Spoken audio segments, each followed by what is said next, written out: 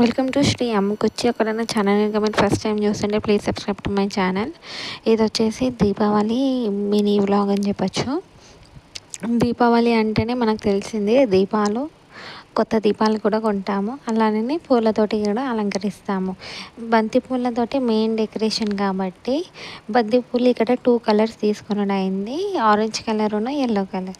ఈసారి నా క్రియేటివిటీ తోటి మొత్తం ఉపయోగించి ఇల్లంతా బంతి పూలతోటి అయితే బాగా అలంకరించాను. నాకైతే చాలా బాగా నచ్చింది.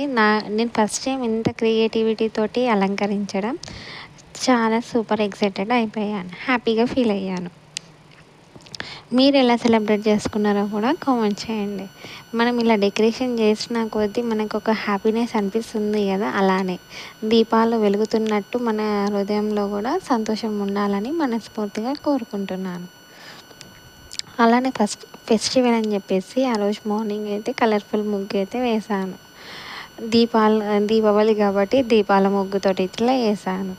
తర్వాత అమ్మ వాళ్ళ ఇంటికి వెళ్ళాము, తర్వాత అత్తయ్య వాళ్ళ ఇంటికి అయితే వెళ్ళాము. నైట్ దీపాలు కాబట్టి దీపాలు వెలిగించి హ్యాపీగా పిల్లలతోటి కాకర పుల్లలు, చిచ్చుబుడులు అయితే పేల్చాము. ఈసారి మా పిల్లలకైతే దీపావళి పండుగ ఏంటో కూడా తెలిసింది.